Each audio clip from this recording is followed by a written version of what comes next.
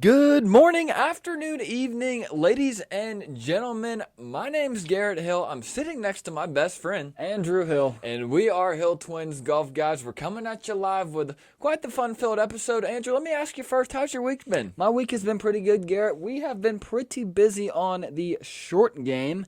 We do have a miniature golf video coming out for you guys. Me and Garrett are working on the editing. Got to cut it up, get all the extra stuff out of there. Nonetheless, I think that's going to be one that those guys are going to enjoy. I think y'all will enjoy this one for sure. It was a fun-filled one, as you said. Lots of drama towards the end of it, guys. We had a winner. We had a loser. We're going to let you guys find out yourselves. Andrew, I imagine you were probably going to ask me the same question. Garrett, Yes, sir. how's your week been? It's been good. Thanks for asking me, pal. It's been great.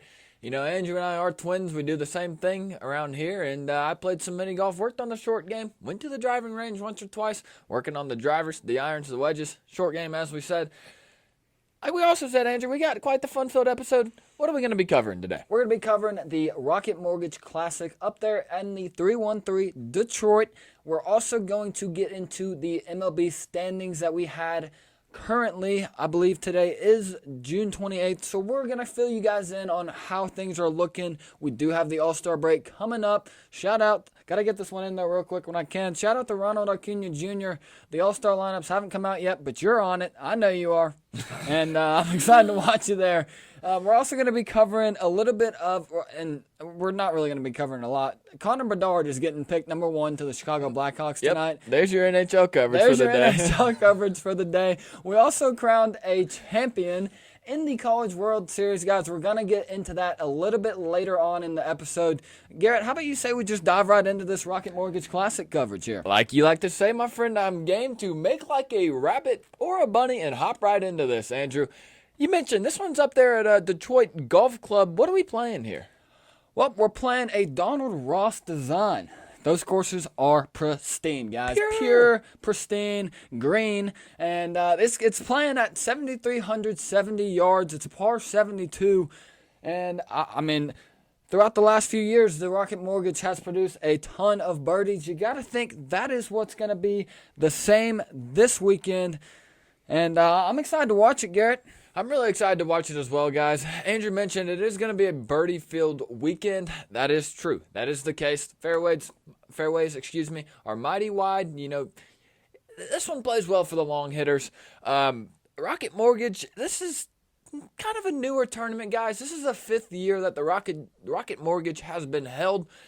And by far, this year is the most loaded field that we've had. We're talking Ricky Fowler. We're talking Justin Thomas. Max Homa. We're talking Sung Jae Im. Hideki. We're even talking, he'd be there no matter what, my boy Austin Eckert. Tony Finau, of course, can't forget about him. With that being said, we're going to jump right into this, guys. 20 to 25 under is usually what wins this golf tournament. So birdies will be flying. Like I said, it plays well towards the longer hitters.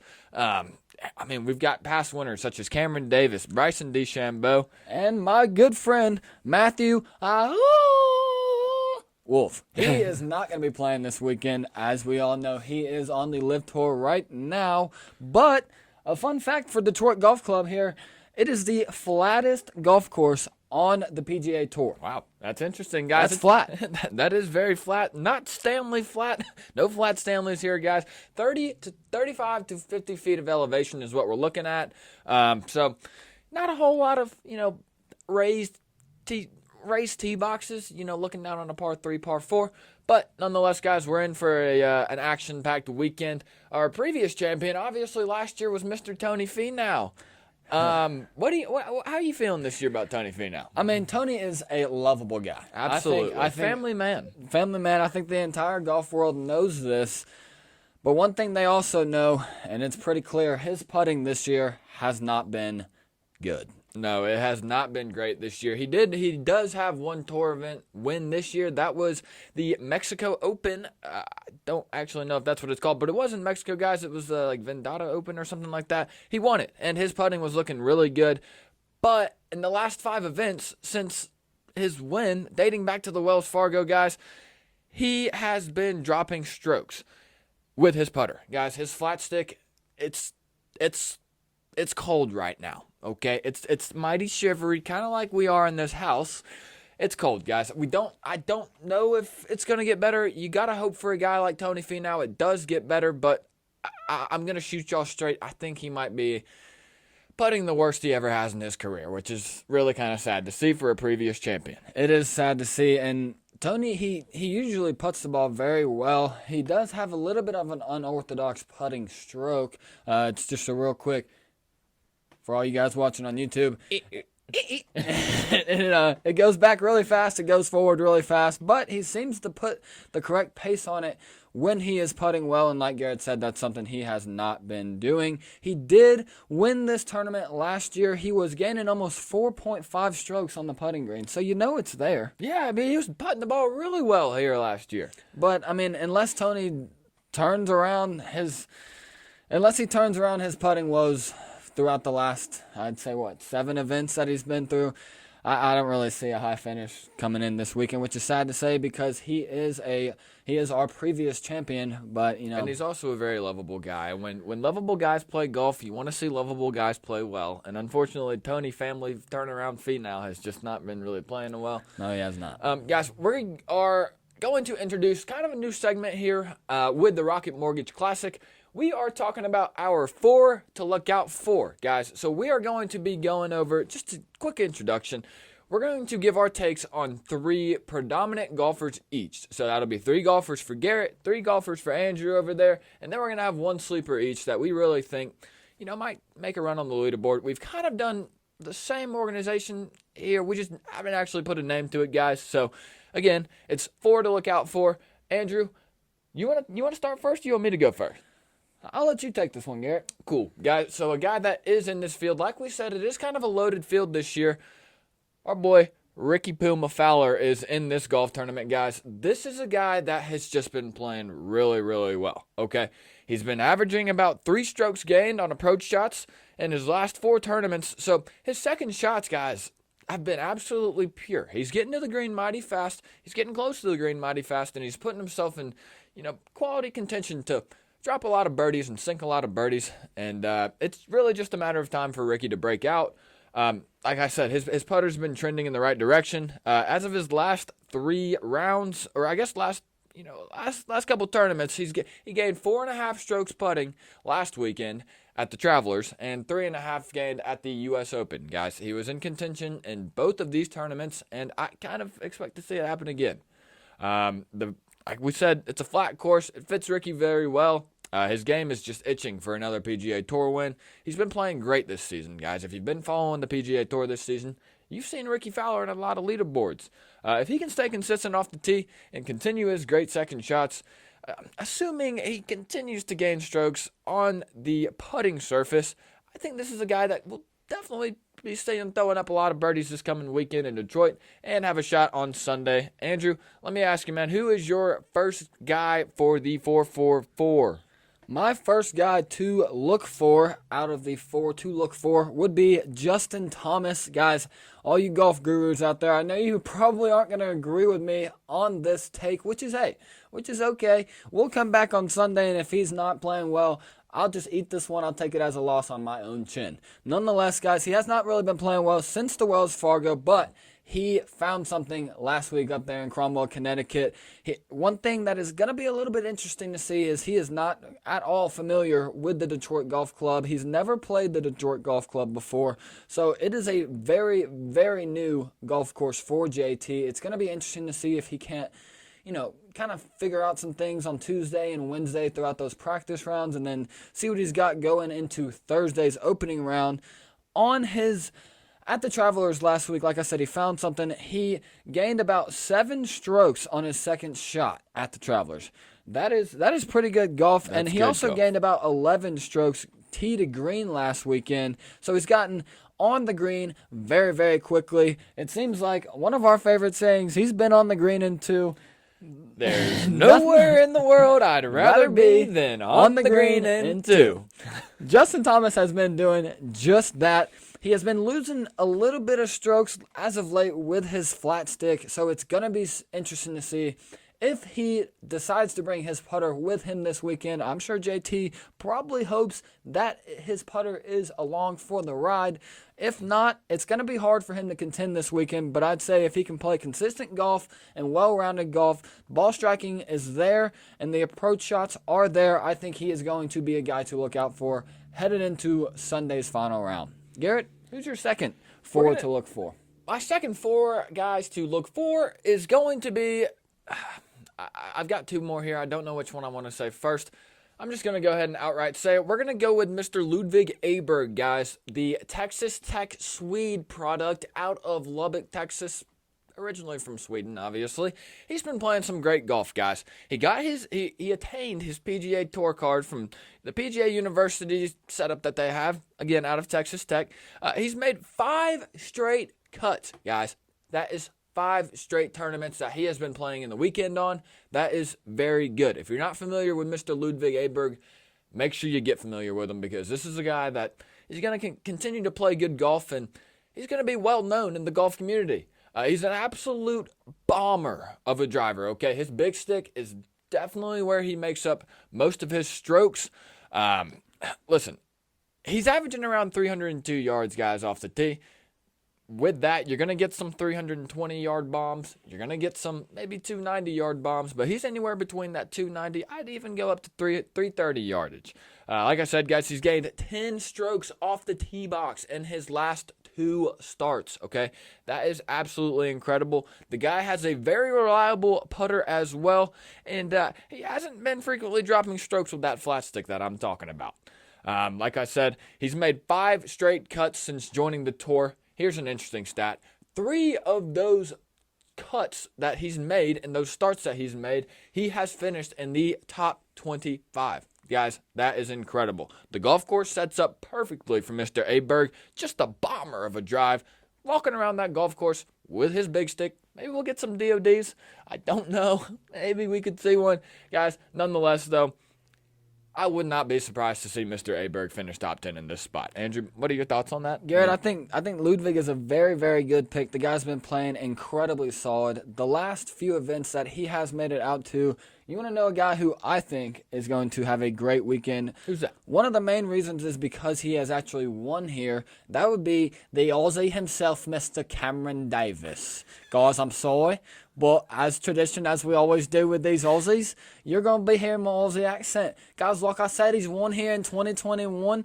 Unfortunately, though, he has not been playing very good golf as of late as he's missed 3 straight cuts since his Sunday screamer at the PGA Championship. I know that was back in May. I know that first stat of that sentence is going to make you a bit hesitant if you're wanting to throw a little bit of wallet on it. But I do think Cameron Davis is going to have a great weekend this weekend. Like I said, he's familiar with the golf course. He averages around about 300 yards, or as those people down in Australia would say, about 330 meters. Very nice. Very quick conversions coming from Mr. Andrew Hill over here. Do you like that? The course plays incredibly fun for him. He did finish 14th in this tournament last year. The guy puts it out of his mind for the most part in Detroit at the 313. I think this is a great weekend for Cameron Davis. I think he's going to put on for the Australian faithful, and I think that is another guy to look out for headed into Sunday's final round. And I tend to agree with you. That's definitely a guy that you got to watch out for from down under, Mr. Cameron Davis. It looks like you're nice and relieved, can swallow that spit from talking in that Aussie accent. Thank God. We are going to go into my third really predominant guy that I think could win this golf tournament. That is Mr. Hideki Matsuyama, guys. His ball striking has been incredible. Okay, last weekend at the Travelers, he gained 8 strokes just from ball striking. His approach shots have been great as well. So the guy's getting on the green. He's off the tee box really, really well. He's getting to the green fast. This is the 3rd time in 5 weeks, or I guess last weekend was the 3rd time in 5 weeks, that he has gained strokes with his putter. Guys, that's big. I think you might be catching my drift here, guys. He's just playing really well-rounded golf. He's driving the ball incredibly well. This is a guy that's been trending in the right direction. It is critical, in my opinion, for Hideki to come out at Detroit and start hot on Thursday, okay? This is a guy that seems to be he seems to play better when he is ahead of the competition as opposed to having to play aggressively and chase the rest of the field. Andrew, what do you think about that? I think that is a great take, Garrett. Hideki is a very, very solid golfer. Like Garrett said, though, it is very, very critical for him to get up on the field here. I'd say Thursday, Friday, I'd say if he can be anywhere between, 10 to 11 under, I think that is a guy who is going to have a very solid weekend. I think he's going to have a great weekend, guys. The field is not as strong. In fact, I'd say that this is probably the weakest field Hideki has faced in a very long time. I'm going to come right out, guys, and pause. I am going to walk right out, guys, maybe announce right out that Hideki is the guy that I am picking to be my outright winner. I think Hideki is going to win at the Rocket Mortgage and hold that nice, beautiful little T with a circle trophy that they've got, guys. It's a cool-looking one, but I'll be honest, if I had this trophy in my hand, all I would want to do is stick it right into the ground. That's really what I'd want to do. Maybe use it as a tee box marker, one could say. Nonetheless, guys, we still got a couple guys that we got to talk about for you. Andrew, who is another guy that you think could make some waves and produce couple splashes this weekend up there in Detroit? We seem to really enjoy and love this guy's presence on the Hill Twins Golf Podcast, but quite frankly, guys, I don't really care. I may keep picking him until he actually wins his first event. We are talking about the Oklahoma State product, Austin Eckroat. Over Austin's last 20 rounds, he's shot below par in 13 of those. Below par or better. It's not just par, guys. The guy knows how to go low. And he has finished top 10 twice in his last 5 events. A big reason for that is his strokes gained putting. And on the par 5s at last weekend's Travelers Championship, he was better than 91% of the field on those par 5s. Guys, if I'm correct here, that sounds like he is birding or better just about, I'd say, maybe half, just below half of those par 5s, and they're there in Detroit. So I think, and as we said at the top of the show here, this is a very flat golf course. I think it's going to play incredibly well for Austin. He's made 7 cuts in a row. That's incredible. That's really impressive. And he got his tour card in September of 2022. Yeah. The guy was ready for this moment, and I think this is the weekend where I think he may break through. If his confidence with his putter continues, I would say to expect to see the Oklahoma State Cowboy, Austin Eckroat, contending on Sunday. Garrett, is that your sleeper? No, Austin's not my sleeper, Andrew. I'm getting to my sleeper, guys. Teach me how to Dougie. Mr. Doug Gim is going to be my sleeper, guys. He needs to be awake, though. He can't be. This is a guy that can't be sleeping tomorrow morning, as he has the earliest time in the field, or the earliest tee time in the field. He gets going off the tee tomorrow at 6:45 a.m. I'll tell you what I'll be doing at 6:45. That's still probably going to be catching my last little Z's. Listen, Doug Gim is a guy that has finished top 20 in his last 3 starts. That's not including the U.S. Open because he didn't play there, but that is including the Travelers where he finished 15th, the RBC Canadian Open where he finished 12th, and the AT&T Byron Nelson where he finished 19th.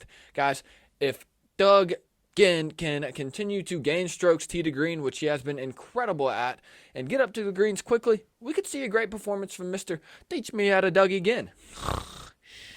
Andrew, who's your sleeper, man? My sleeper is he is a fan favorite on tour. He has not been playing very well this year. I'm talking about Sung Jae Im.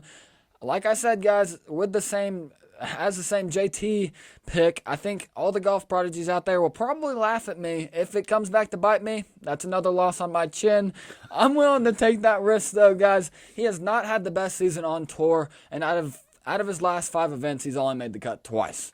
That is not good. But during this slump, guys, he has been still playing some decent and respectable rounds of golf, guys. His strokes gained putting last week at the he gained strokes putting last week at the Travelers in every single round except for Sunday. So you gotta think Mr. Sung Jae Im probably found something as well up there in Cromwell, Connecticut. He did finish 8th at this event in 2021, and kind of the same thing with Garrett's pick and Hideki. Sung Jae Im is playing in one of the weaker fields that he has played in on tour, so I would not be surprised to see him get out of this slump that he has been in just a little bit over throughout the year. I wouldn't be surprised to see Sung Jae Im competing, and I'd say he's probably going to again, bold take. I'd say he's probably going to be within the top 8 headed into Sunday. Ooh, nice. Good take there. I like it. I like how you're getting bold over here for the Hill Twins Golf Faithful. Andrew, let me ask you, I've crowned my prediction champion in Hideki. Who are you rolling with here for your, maybe out of your 4 for 4s to look out for? I'm going with the guy who has absolutely zero experience on this golf course, has not played well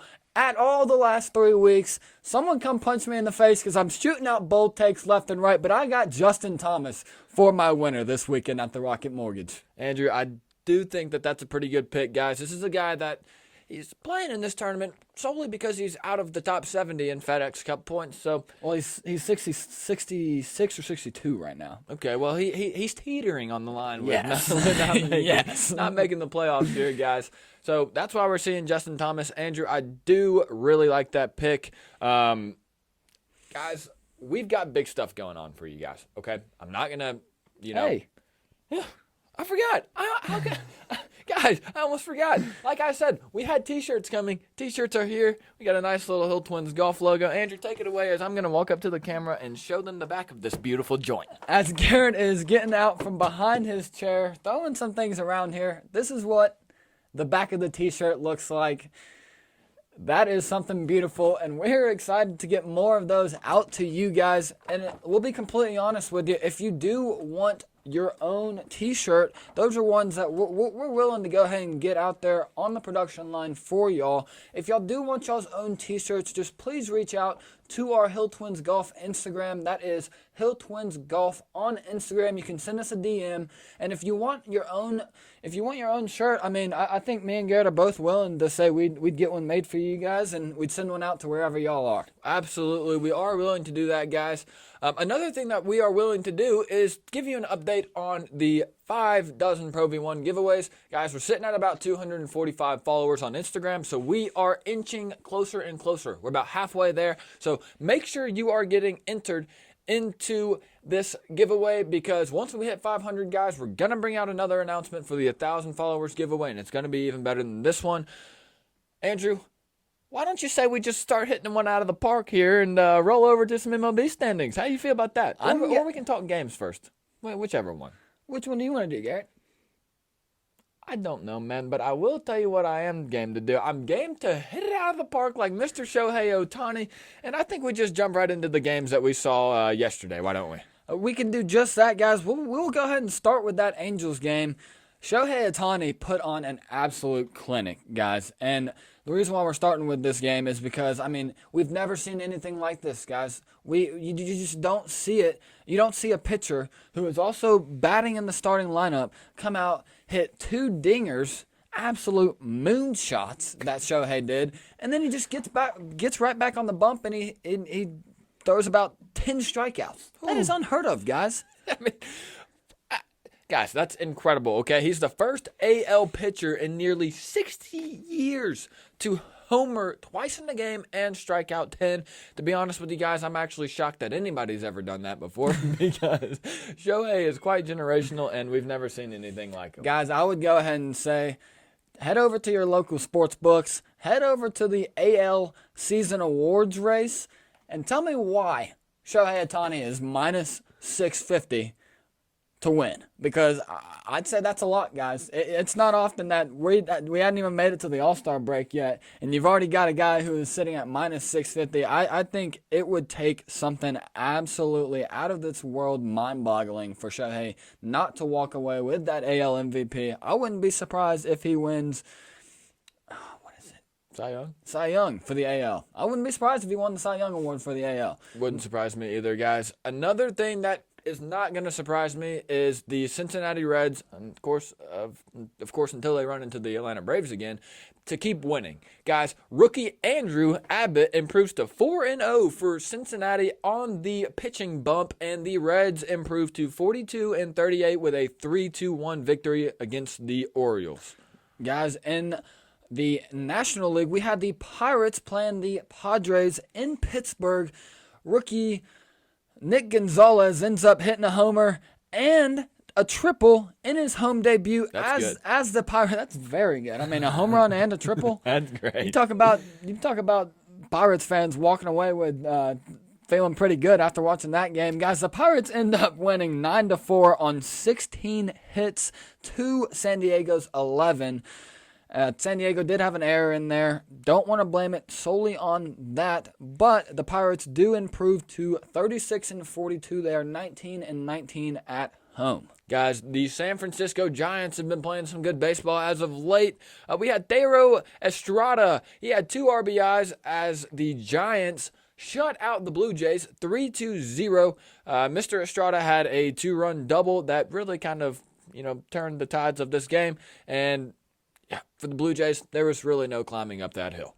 No, there was not, guys. The Giants are one team who have been playing some great baseball. They have. They also, sorry guys, forgot this. Sorry to cut you off, Andrew. They improved to 45-34, 22-15 on the road. Giants, like Andrew said, have been playing some great baseball. Another team, and it's a team that I don't like to see playing good baseball at all, and that would be because they're in the same division as our Atlanta Braves over here. That'd be the Miami Marlins. Guys, they have been playing some great baseball this year. I don't know if anyone could have predicted the Marlins to have as good of a year as they have had so far heading into the All-Star break. Nonetheless, guys, they end up putting on a hurting to the Boston Red Sox.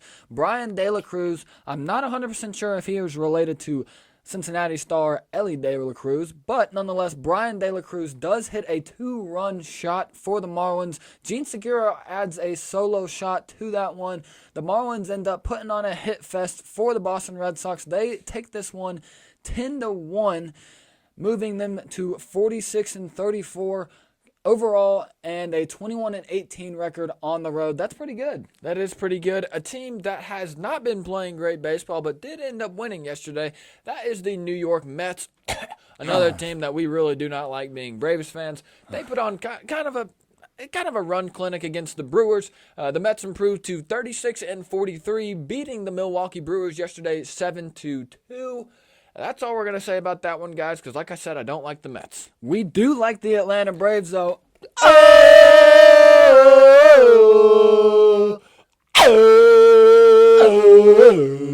Sorry if that was a little bit loud there for the audio feedback.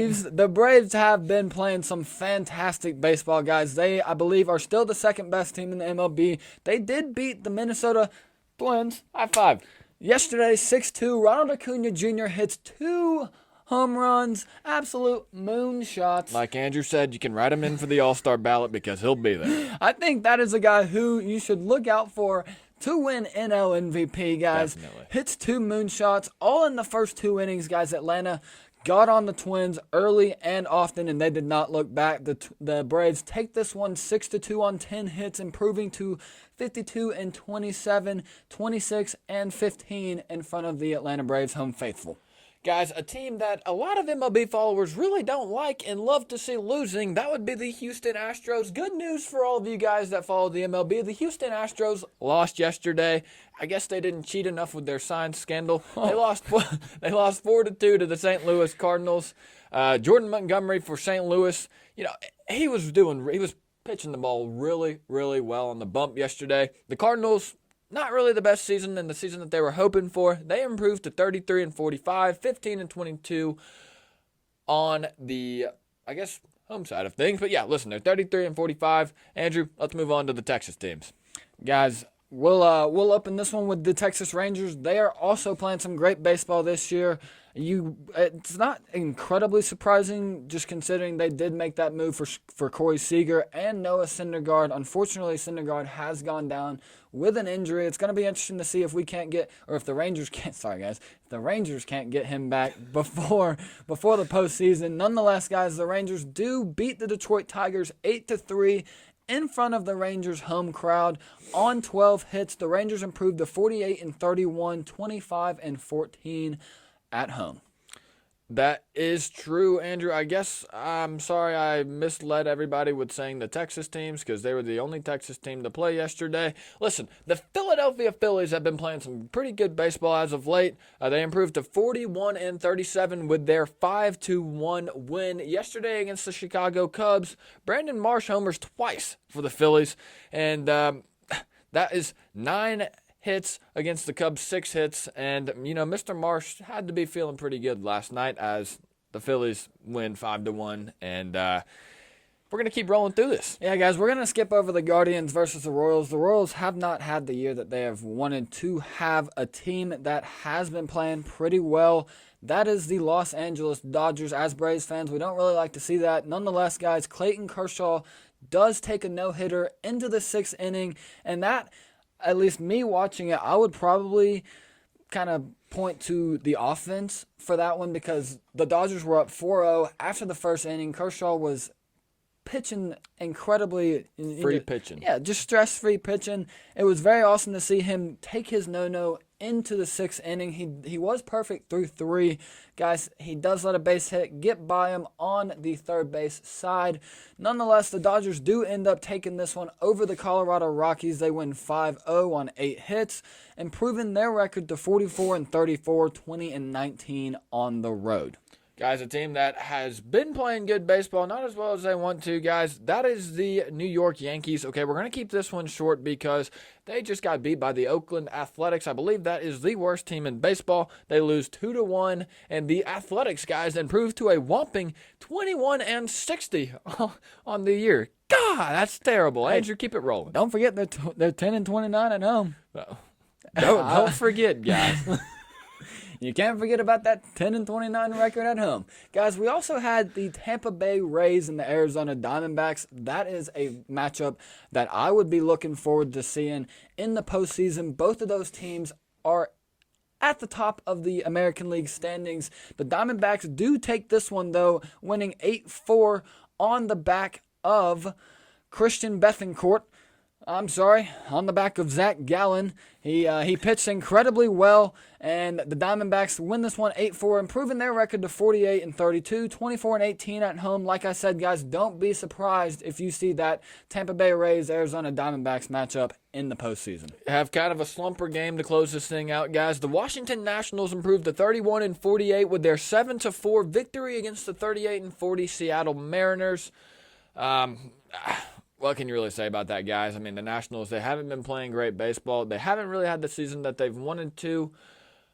So we're going to kind of just move along that, guys. But that's your game cast for yesterday's MLB games. Andrew, let's hop into the standings here. I'm going to let you take it away with the American League. I'll cover the National League, man. Get us going. We'll start over here in the American League East. The Rays, like I said, they are 54-28. Just behind them are the Baltimore Orioles, sitting at 48-30. Behind them, looking in maybe for that wild card spot, would be the New York Yankees at 43-36. Garrett, tell us a little bit about the AL Central. Well, you're getting the AL, man. I'll take the entire AL, guys. Yes, We have the Minnesota Twins sitting at 40-42. That was a terrible high five.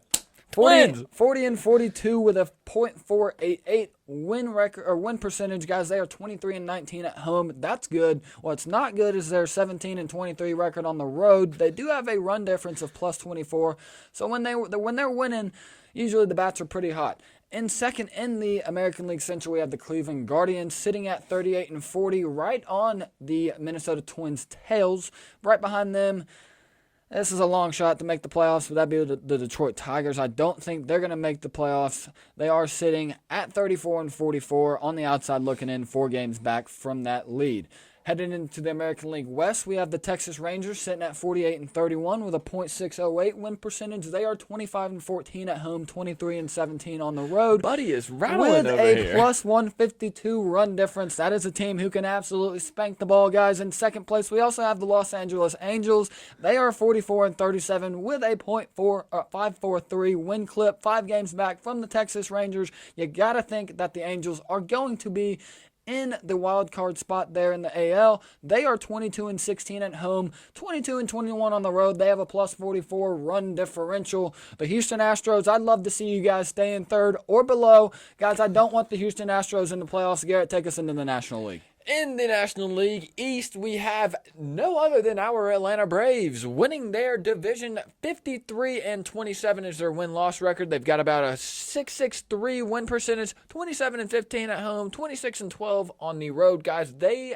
actually don't think there's been any team in baseball that's been playing better baseball than the Atlanta Braves on the road. Their run differential is 117. In their last 10 games, they are 9-1, guys. They're playing great baseball. Just behind them, we got the Miami Marlins down down there in Florida. 46-34 win-loss record, 5.75 win percentage. They're 7 games back of the Atlanta Braves. They are 25-16 at home, 21-18 on the road. They've got a negative 6-run differential, guys, but they're starting to turn things around as they have won their last 3 games in a row. In third place, we've got the Philadelphia Phillies sitting at 41-37. They're 11 games back, so you got to think that that's a team that's really just going to be fighting for a wild card spot unless they somehow turn something all the way around after the All-Star break. Moving over to the NL Central, we've got the Cincinnati Reds on the beautiful back of Elly De La Cruz, sitting at 42-38 in their last 10 games. Well, they ran into the Atlanta Braves, so they're 7-3. They did get a win yesterday, as we said. Just behind them, Milwaukee Brewers sitting at 41-38, just a half game back of the Cincinnati Reds. That's going to be a fun division, guys, as we've got the Chicago Cubs just on their tail, sitting at 37-40, 3.5 games back. Chicago Cubs, they've lost 2 games in a row, but they're 7-3 in their last 10. So you got to hope that, for that division to be pretty entertaining, the Cubs keep winning. In the West, as Andrew said, we've got the Arizona Diamondbacks on top of this division. They're at 48-32, 6.60 win percentage, 24-18 at home, 24-14 on the road. That's kind of interesting how they've won just the same amount of games on the road and home. Nonetheless, guys, they've won their last 2. They're 6-4 in their last 10. Just behind them, the San Francisco Giants sitting at 45-34, 2.5 games back of the Diamondbacks. They are 23-19 at home, 22-15 on the road, winning 8, or I guess they've won 8 of their last 10 games. Won yesterday, obviously. Guys, I will say I do not want to see the Rays and the Diamondbacks play because that would be in the World Series. The Arizona Diamondbacks are in the National League, guys. So we are crossing our fingers and hoping that matchup does not happen. Garrett, continue. Sorry. Yes, sir, we are, as we would love to see the Atlanta Braves represent the National League in the World Series this year. Just behind the Giants, we've got the Los Angeles Dodgers sitting at 44-34. Guys, talk about a loaded division, okay?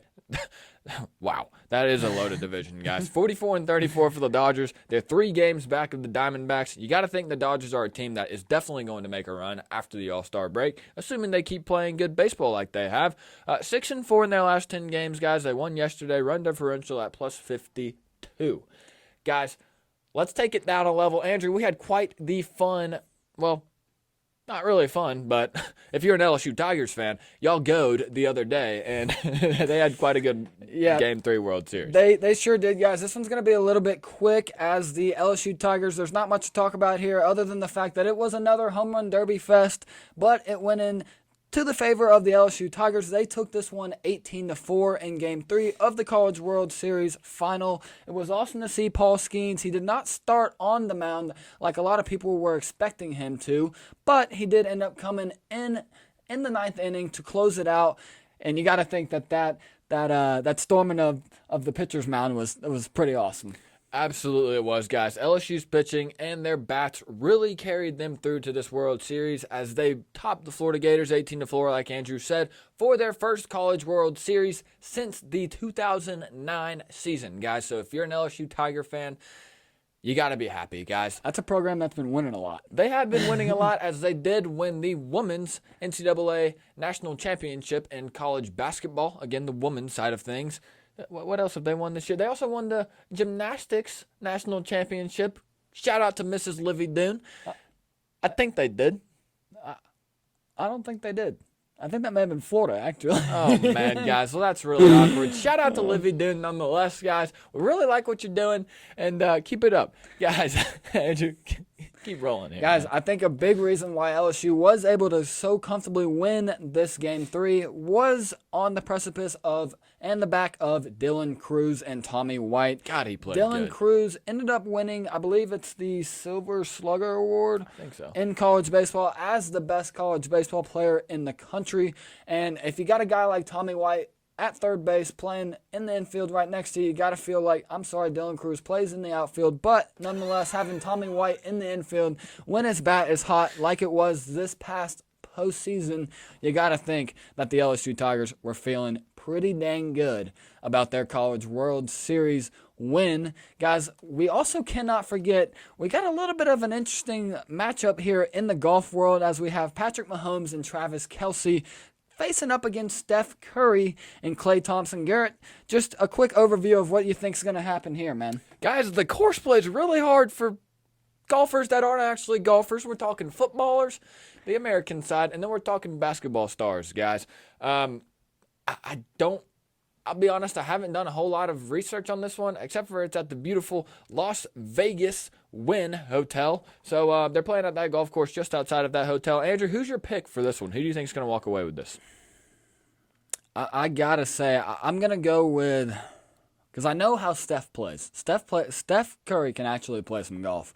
But you saw his hole out that one time? Yeah. He holed out from about 120 yards. Yeah, that was beautiful. It was very beautiful. He put a lot of English on that ball. He sure did. But I think I'm going to go with Patrick Mahomes and Travis Kielce. Patrick does come over the top a little bit, but it plays for his swing. He's been doing it a while, so he knows his strengths. He knows his weaknesses. I know Travis Kielce can also swing a golf club pretty well. I think the reason why I'm taking Patrick Mahomes and Travis Kielce to beat Steph and Klay is solely because I don't know how Klay Thompson can play golf. I don't really know how Klay Thompson can play golf either. That's why, just like the Golden State Warriors, we're throwing this one on the back of Steph Curry. I am rolling with Steph Curry and Klay Thompson to win the match. I did see a video of Klay Thompson working with the short game chef on his out-of-bunker shots, guys. The guy doesn't look like he's got bad technique, bad form, or anything like that. So I do have, and I, like Andrew said, we know how Steph Curry plays on a golf course. I'm rolling with the Golden State Warriors for this one. Sounds like Andrew's rolling with the Chiefs. It should be a fun one, guys. You can catch that on TNT on June 29th at 6:30 Eastern Time. Guys, we can't wait to watch it. I know me and Garrett are going to be watching it. Another thing we can't wait for is to recap the Rocket Mortgage Classic this weekend, guys. We're going to get an episode out for you, I'd say probably Monday. We're going to record Sunday night after the final 72nd hole is holed. But nonetheless, Garrett, I am incredibly excited to get it out to the people. I'm extremely excited to get it out to the people, guys. It's going to be a lot of fun covering the Rocket Mortgage up there in Detroit. Excuse me if that sounded a little weird. We're also going to bring you some more MLB updates from the weekend. Andrew and I are actually hitting a golf course tomorrow, so we're going to be filming, guys. The beautiful camera that we own is going to be out there with us, and expect some golf course content, not just mini golf content, coming your way soon. Andrew, let's make like a Christmas present and go ahead and wrap this thing up. How does that sound? That sounds like a great plan, Garrett. Guys, do not forget we do still have the 5 dozen Pro V1 giveaways. Get entered into that, like my man over here just said. We also have some surprises for y'all on 1,000 followers. Again, if you do want a t-shirt, just reach out to us via direct message. Or a hoodie, guys, or a hoodie. We'll do a hoodie as well. Just reach out to us via direct message on Instagram, or if you even want to get frisky with it, you can throw a little bit of a YouTube comment in the comment section on this episode. Nonetheless, guys, we're willing to get one out to you. We want to spread the word of Hill Twins Golf because we are coming at you forever. My name's Garrett Hill. I am him. This is Andrew Hill. I am him. And we are them, guys. Hill Twins Golf. We're coming at you forever. Peace and love forever. We hope every single one of you guys enjoyed all the content we brought to you on this episode. Andrew, what do you have to say to our dear friend? I think Baby Yoda gave us a ton of good content today. He's going to be with us on Sunday evening, guys, so make sure y'all are looking out for the Rocket Mortgage recap. Like Garrett said, this is Hill Twins Golf. We love each and every single one of you. I know, me personally, I'm wishing you peace and love, guys. Have a great rest of y'all's weekend. We will see y'all on Sunday night. We'll catch you next time, guys. Love you all so much. Hill Twins Golf forever. See y'all.